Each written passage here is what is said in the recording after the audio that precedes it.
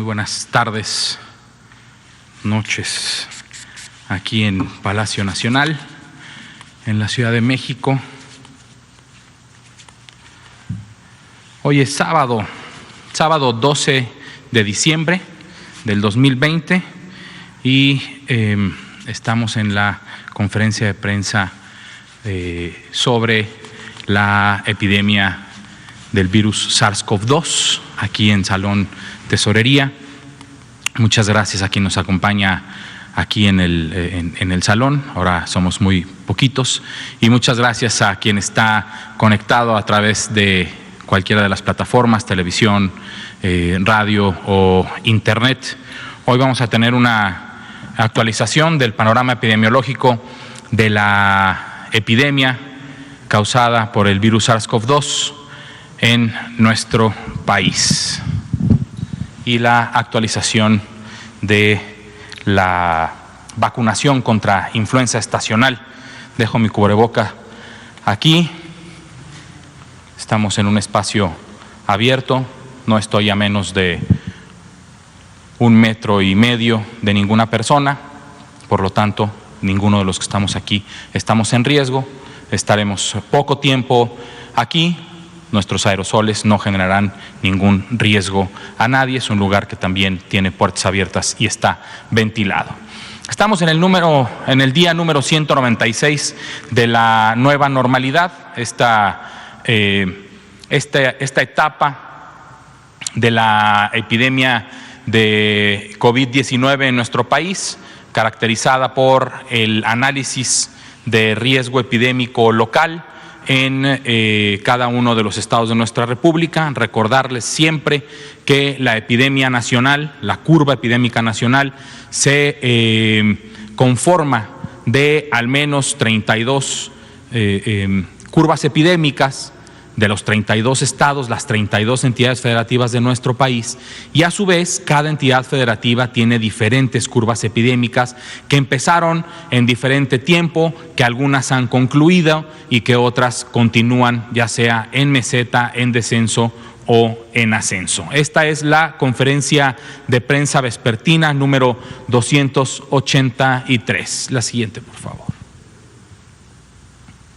El semáforo de riesgo epidémico vigente durante lo que resta la siguiente semana hasta el 20 de diciembre. En este viernes que pasó no se presenta una actualización porque es una estimación quincenal y por lo tanto estas estimaciones tienen vigencia hasta el 20 de diciembre del presente año. Tenemos 2 estados en rojo, 24 estados en naranja, 3 estados en amarillo y 3 estados en verde. De los 24 estados o entidades federativas en naranja, 10 son las que tienen las calificaciones o las estimaciones más altas de riesgo epidémico, que se acercan más al nivel rojo que los pone en esta calificación más alta de ese nivel que el resto de entidades que están en naranja, que son otras 14 que están en un nivel inferior, más en medio o llegando al nivel amarillo del riesgo. La curva epidémica que presentamos todos los días aquí en esta conferencia de prensa nos dice que actualmente tenemos un total de 3.182.316 personas que han sido estudiadas por el Sistema Nacional de Vigilancia Epidemiológica, a las cuales en su gran mayoría se les ha tomado una muestra para revisar que si son positivos o no al virus SARS-CoV-2, y algún segmento de esta población no se le ha tomado una muestra y entran a la estimación de casos de acuerdo con la positividad que se cuente en la semana en la que estas personas que no se les tomó alguna muestra tienen la positividad de cuando iniciaron su sintomatología. Actualmente para la semana 48 tenemos un 42% de positividad. Tuvimos un incremento en la positividad en las últimas semanas y actualmente va en descenso de la última semana 47 a la 48, ahora en el 42%. De todas estas personas notificadas, de estos 3 millones, 1.241.413 personas han sido confirmadas con una prueba positiva al virus SARS-CoV-2, ya sea con la PCR, que es el estándar de oro, o con una prueba de antígeno que se empiezan a utilizar mayormente en la Ciudad de México, pero también otras entidades federativas que ya tienen disponibilidad y capacitación para poder empezar a aplicarlas. También tenemos a un total de 1.543.802 personas que han resultado con una prueba negativa al virus SARS-CoV-2. Un total de 209.461 personas a las que no se les tomó muestra y 132.556 que se han catalogado por el sistema de información como sospechosos sin posibilidad de resultado. Hay que recordar que estas 340.000 personas entran en la siguiente curva epidémica, que es la de los casos estimados de estas personas, dependiendo en la semana en la que están. Aquí están, miren, grises en todas las semanas y negritos en todas las semanas, en donde unos o no se les tomó muestra o ya no tienen posibilidad de resultado, y este grupo de personas entran en la estimación de acuerdo a la positividad de esa semana en la que iniciaron su sintomatología. 55.061 personas están en espera de un resultado, que es este grupo de personas que están en este rubro amarillo.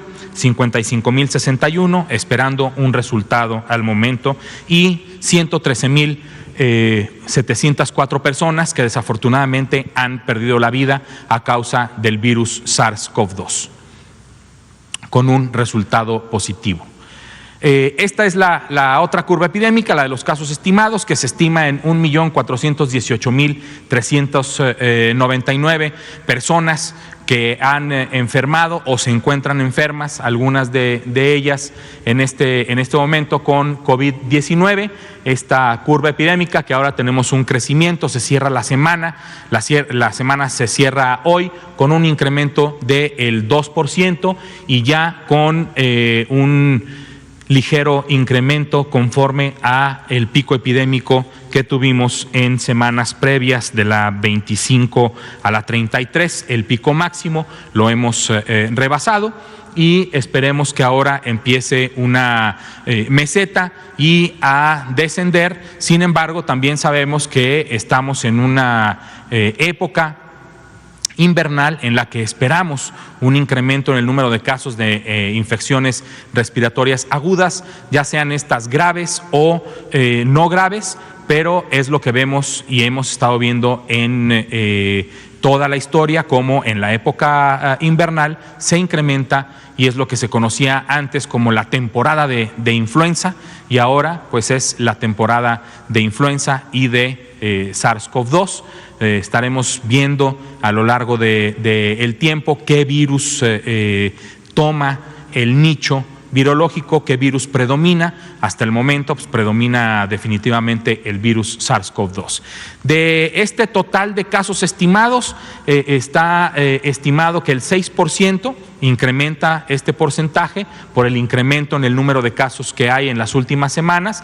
Tenemos 88.480 personas que se estima que tienen una infección activa por el virus SARS-CoV-2, y 911.965 personas que han recuperado su salud gracias a que ellas mismas se han cuidado en casa, o que gracias sobre todo también al personal de salud que trabaja en el ámbito público, social y privado de nuestro Sistema Nacional de Salud, que han atendido con éxito a muchísimas de estas personas. Cerramos la semana número 48 con un incremento del 8% con respecto a la semana 47 en el número de lamentables defunciones que han ocurrido en nuestro país. Seguimos en un incremento también en el número de defunciones, al igual que hay un incremento en el número de casos, pero afortunadamente lo que podemos observar es cómo, aunque la curva epidémica de casos de virus SARS-CoV-2 ya alcanzó o rebasó al pico epidémico que tuvimos entre las semanas 25 y 33, afortunadamente, sobre las defunciones no ha ocurrido lo mismo y el crecimiento en el número de casos no se ve reflejado con la misma velocidad que el número de defunciones, afortunadamente. Tenemos, como lo comenté, un total de 113.704 defunciones confirmadas al virus SARS-CoV-2, 711 que están en espera, estamos en espera de saber si son positivas o negativas a el virus SARS-CoV-2 y un total de alrededor de 16,000, poco menos de 16,000 defunciones que no tienen una muestra o que se tomó una muestra y que no tienen una posibilidad de resultado. Todas ellas muy lamentables defunciones.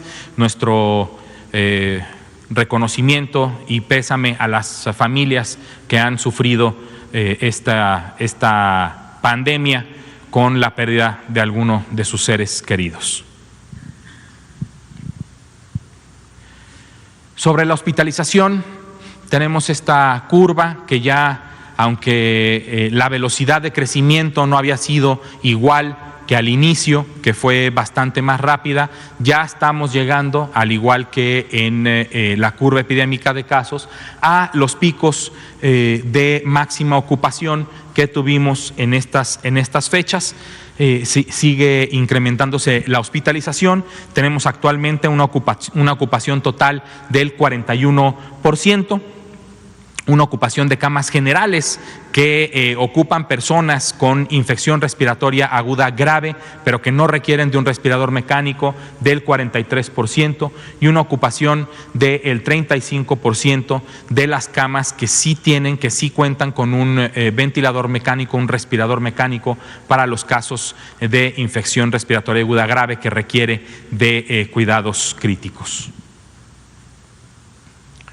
Sobre el avance de la vacunación contra influenza estacional, tenemos un avance del 55% a nivel nacional, una meta cubierta de más del 100% del personal de salud que se tenía contemplado.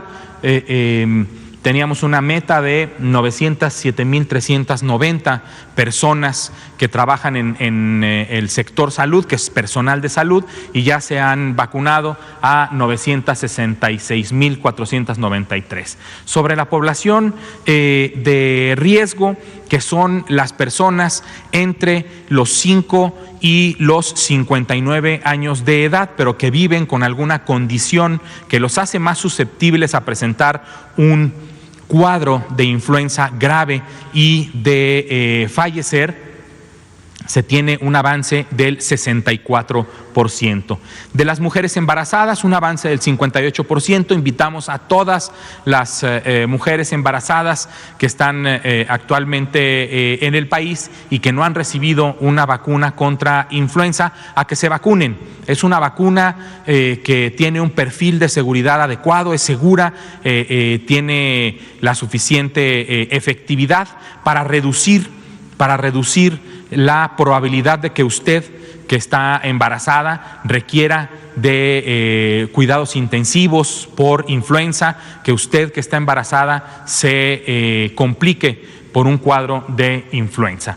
Sobre las personas adultas mayores tenemos un avance del 53%, se han vacunado a un total de prácticamente 6 millones de personas adultas mayores. Son 5.968.505 personas que se tienen registradas, personas adultas mayores que han recibido la vacuna contra la influenza estacional. Sobre los menores, las personas que tienen entre 6 y 59 meses, o sea, de 6 meses a 4 años cumplidos, antes de cumplir los 5 años, a partir de los 5 años ya no se les aplica la vacuna. Hay un avance del 48%, y de otros grupos, de otras personas que también reciben la vacuna, un avance del 52% sobre la meta de 4.046.970 personas a vacunar. Por estado de la República se debería de tener un alcance, un avance del 77% a la fecha. Recuerden que nuestra meta es concluir con la vacunación, terminarnos todas las dosis de vacuna contra influenza estacional antes del 31 de diciembre. Invitamos a todas las personas que pertenecen a estos grupos específicos de vacunación para que acudan y acepten la vacuna contra influenza. Recuerden que es gratuita. El estado de Campeche y Tlaxcala son los 2 estados con mayor avance hasta el momento, y Coahuila, Chihuahua, Veracruz y Oaxaca nos han reportado el menor de los avances, que va por debajo del 50%. Bueno, están en rojo porque es por debajo del 45%. Ninguno ha alcanzado el avance esperado del 77%, y a nivel nacional estamos alrededor del 55%. Invitamos a las autoridades de salud a continuar el esfuerzo, a reforzarlo, a incrementar el esfuerzo para vacunar a todas las personas que así lo requieran, e invitamos también, sobre todo, a las personas que se les va a aplicar una vacuna a que la acepten, a que acudan a su centro de salud, a su unidad de salud, y que acepten la vacunación contra la influenza. Les va a proteger en estos tiempos. Finalmente, como siempre, recordar sobre la vacuna contra influenza. Vaxigrip, vacuna trivalente, es la vacuna que se aplica en el sector salud. Solamente en el sector salud debería estarse aplicando, y esta vacuna es gratuita en nuestro país. Si a usted se la venden, no la acepte, mejor vaya al centro de salud y ahí se la van a aplicar de forma gratuita. La venta de esta vacuna en nuestro país es ilegal. En el medio privado ya está también la vacuna contra influenza, es el mismo laboratorio, es otra marca, se llama Fluzone, y esa sí se puede aplicar en el medio privado al que usted decida acudir. Reiteramos la invitación específicamente a la población de la Ciudad de México, porque nuestra epidemia crece todos los días. La epidemia en la Ciudad de México está creciendo todos los días. Estamos en alerta, ayúdanos a detenerla. Hay que quedarse en casa, no hay que hacer reuniones. Ya la jefa Claudia Sheinbaum, la jefa de gobierno, ha invitado a la población de nuestra gran ciudad, de la capital, a no hacer reuniones. Si lo invitan a una reunión, mejor no acuda, no haga reuniones, no es el momento para hacerlo. Hacerlo puede repercutir en su salud, puede generar brotes en diferentes familias, y puede ser contraproducente, inclusive llegar a la muerte de uno o a la muerte de algún familiar. Mejor esperemos, habrá mejores tiempos, habrá diferentes épocas para poder seguir festejando con la familia y con los amigos. Llamado urgente, lo hizo la doctora Sheinbaum, lo hizo ayer el doctor López-Gatell. Quédate en casa, si no tienes que salir, no salgas. Si tienes que salir, que sea a algo estrictamente indispensable. Quédate en casa, así rompemos las cadenas de transmisión. Si usted tiene una sintomatología, acuda lo más pronto posible a recibir atención médica, sobre todo si usted pertenece a alguno de los grupos de mayor riesgo para presentar una complicación o para fallecer por COVID-19. No haga fiestas, no son necesarias en este momento, nos ponen en mayor riesgo que el beneficio que vamos a obtener de hacer alguna celebración. Muchas gracias.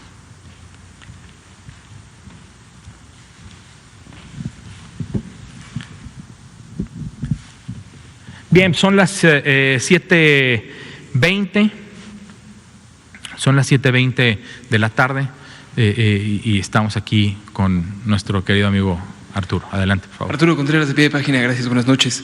La discusión sobre la alerta en la Ciudad de México parece que se centró ayer a partir de la frase del doctor Gatell, ¿no? Que poco importaba la alarma sanitaria o el semáforo si estaba la alerta, ¿no? Haciendo un llamado a que, independientemente del color en el que se marca en el semáforo, a la gente a resguardarse, a permanecer en casa, a no hacer reuniones. Entonces, si nos pudiera repetir cuáles son los criterios para establecer los semáforos y bueno, para que la gente no esté como con tanta zozobra, ¿no?, de saber qué se indica. Eso es una primera pregunta. Con todo gusto, Arturo. El semáforo de riesgo epidémico tiene 10 indicadores. Estos 10 indicadores tienen una calificación cada uno de ellos. 0 puntos, 1, 2, 3 o 4. El máximo de cada indicador es 4. Si multiplicamos 4 por los 10 indicadores que hay, la calificación máxima es 40. De 32 a 40 es el nivel rojo. De 16 a 31 el naranja. De 9 a 15 el amarillo. De 8 para abajo el verde. Los indicadores son el número básico de reproducción, el RT,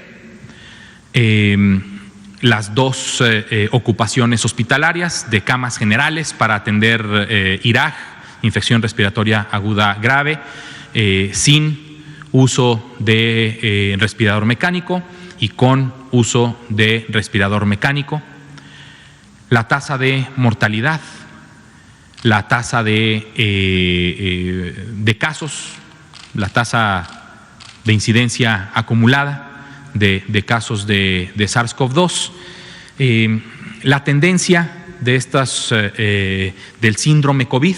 Hay que recordar que vigilar el síndrome es muy importante porque ahorita tenemos la prueba de antígeno, que es la prueba más con mayor velocidad de un resultado, pero cuando solo teníamos la PCR y se tardaban varios días en dar el resultado, pues es mucho más útil vigilar el síndrome. Las personas que parece que tienen COVID-19, y esto nos marca una tendencia.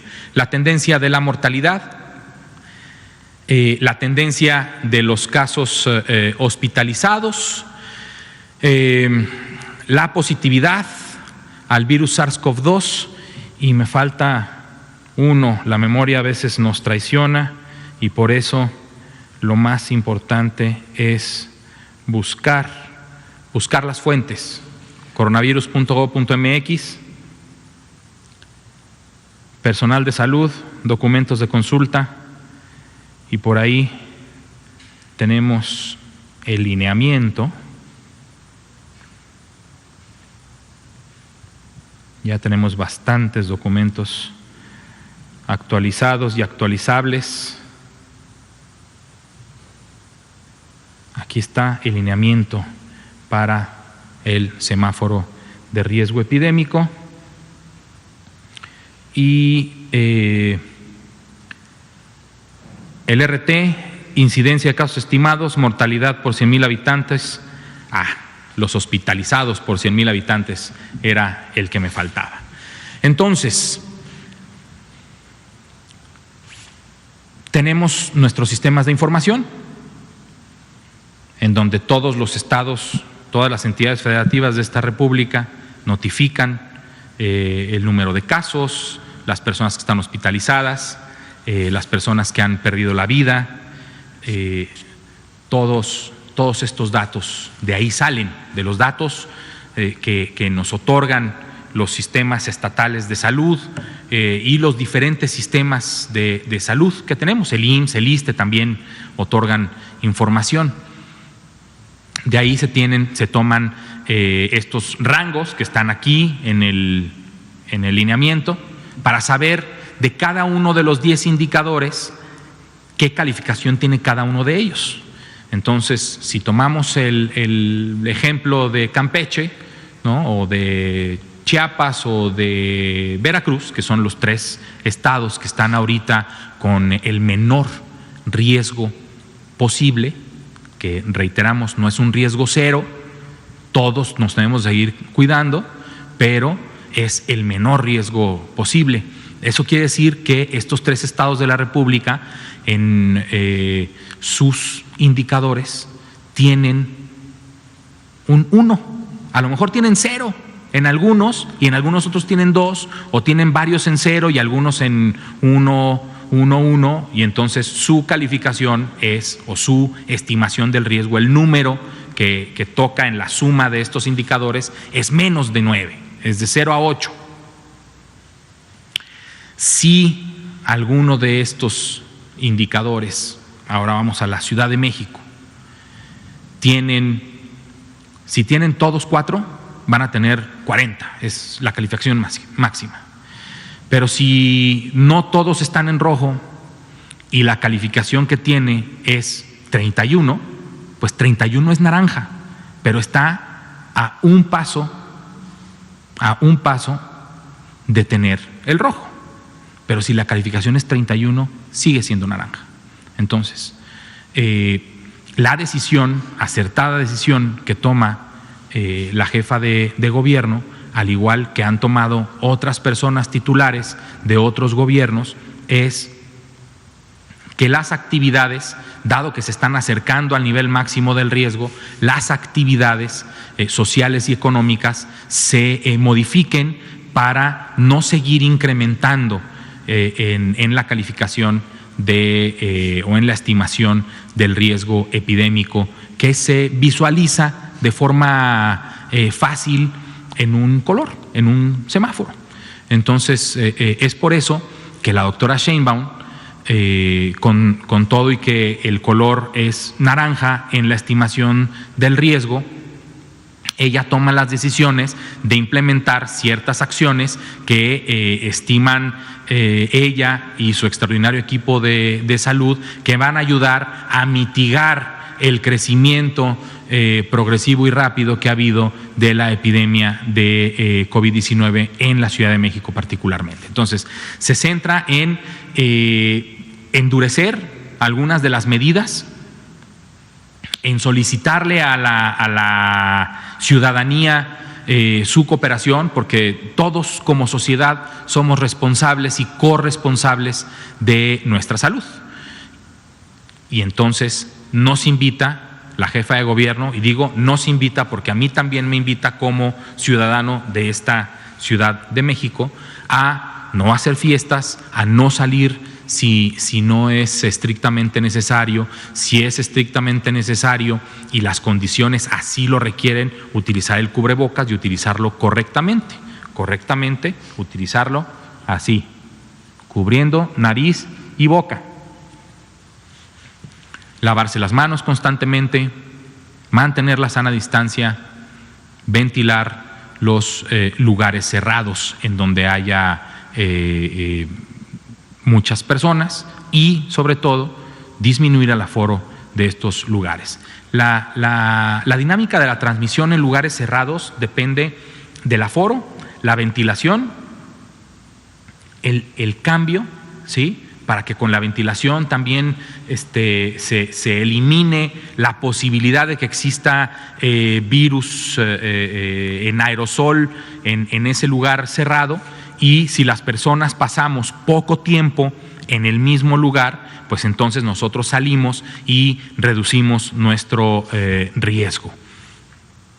Y finalmente, el uso, evidentemente, de que todos en ese lugar cerrado usemos el cubrebocas, pues entonces reduce al mínimo la probabilidad o el riesgo de que quienes estemos en un lugar cerrado vayamos a ser víctimas del virus SARS-CoV-2. Otra pregunta, Adelante, cambiando Arturo. en orden de ideas. La aprobación de la vacuna de Pfizer fue, digamos, un tanto expedita tanto en México como en otros países como Canadá y Estados Unidos, ante la impresión esta de para uso en emergencia sanitaria, ¿no? Entonces, por ejemplo, la decisión de la FDA tuvo, según recuerdo, 7 votos a favor y 4 en contra. Entonces, estos votos en contra, ¿qué significan, no? ¿Qué precauciones levantan ante esta evaluación de emergencia, ¿no? Que me queda claro que no es como la definitiva, sino que podrían haber algunas cosas que no sé si implican un riesgo, ¿no? ¿O qué significan estas medidas de precaución que se marcan?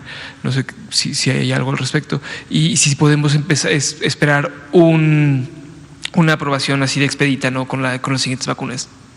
Claro, mira, lo más seguro es que sí, sobre la segunda pregunta. ¿Por qué?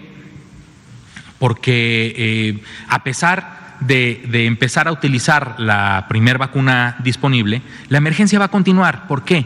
Pues porque no tenemos suficiente vacuna para vacunar a 7.500 millones de personas en todo el mundo. Y además, la edad a la que se está puesta para vacunar, pues no cubre a todas las personas. Entonces, lo más seguro es que cuando haya disponibilidad de otras vacunas, también se requiera de una autorización para uso de emergencia.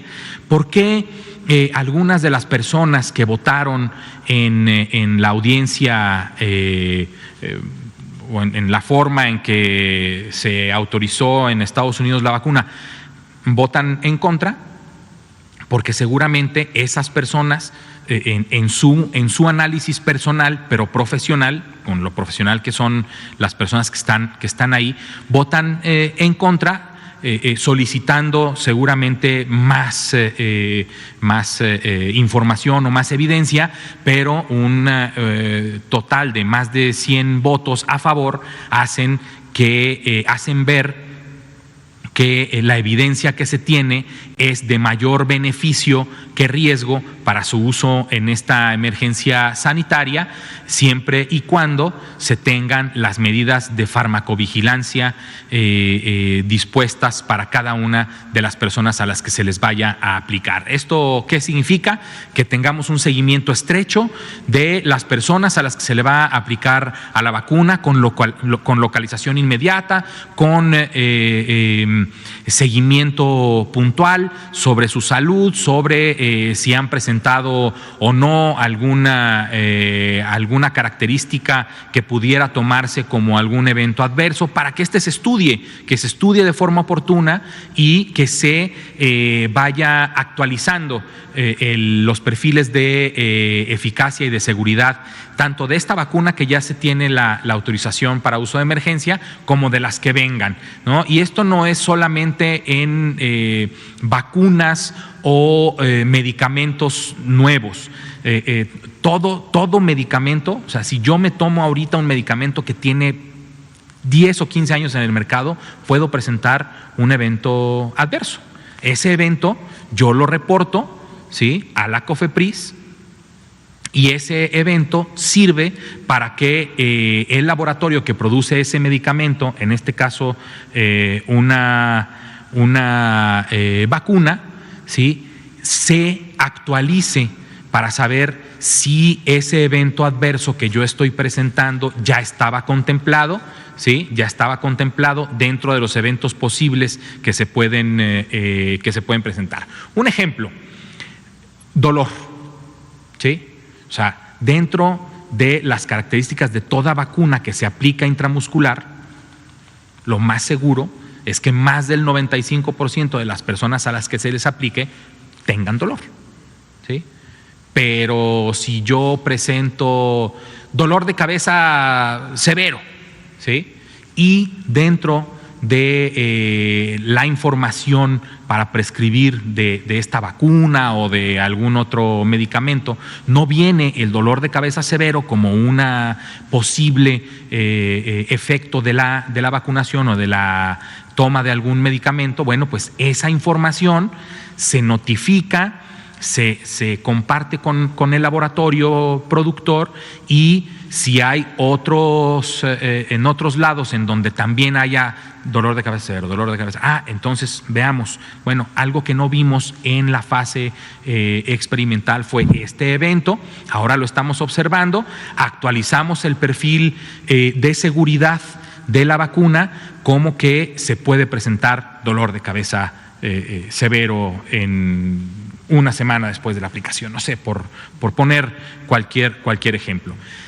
Si estos eventos superan el beneficio y son más riesgosos, pues entonces se debe de tomar otras decisiones. Pero para eso, por eso se hicieron los ensayos clínicos en los que se define si la vacuna tiene un perfil de seguridad adecuado o no para comercializarse. Afortunadamente, la vacuna de Pfizer-BioNTech tiene un perfil de seguridad adecuado para poderse aplicar, sobre todo ahora en situación de emergencia. Y la semana pasada, cuando presentaron el plan de vacunación para COVID, mencionaron que esto podía servir como una gran oportunidad para subsanar algunas deficiencias que tiene el Sistema Nacional de Vacunación actualmente.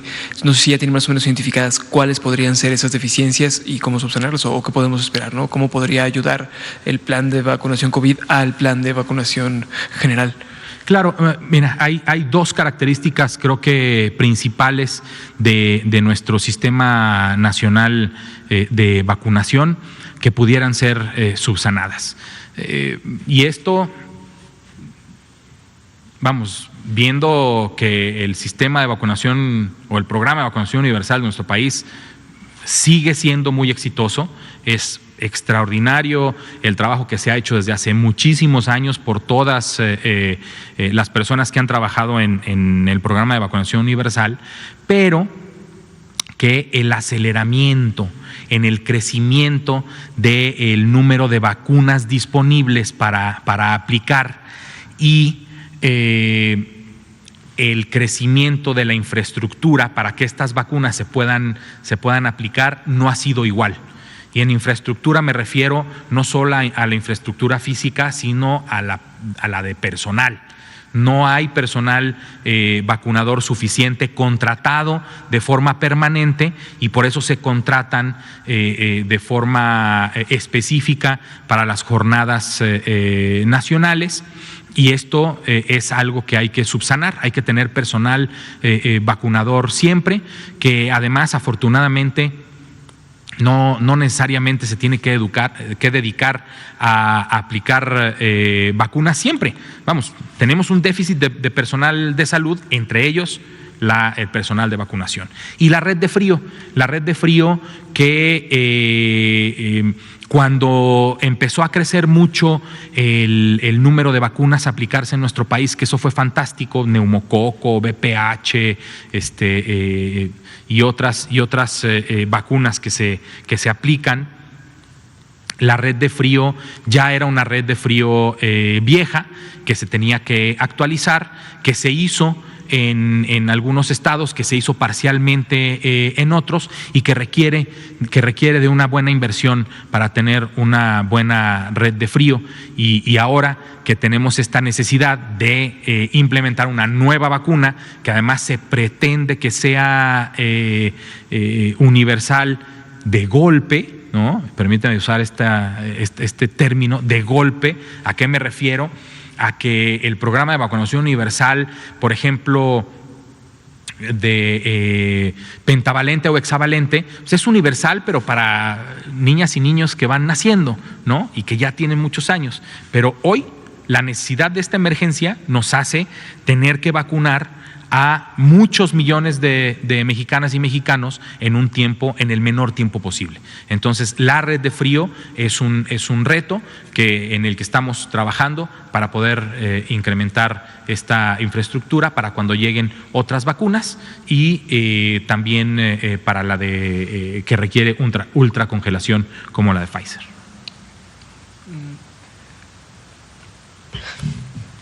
Si quieres también, aprovechando tu pregunta, en tiempo real la doctora de la Garza Barroso me dice que una de las personas que votó en contra de la recomendación de la vacuna era porque ella dice que apoya su uso en personas de 18 años en adelante, pero no en menores de 18 años, porque ella piensa que los datos son limitados para su uso en menores de 18 años. Entonces, esa fue la razón por la que ella dice haber votado en contra. Entonces, en realidad, votan, sí quiere utilizarse, nada más que no se use en menos en población menor de 18 años.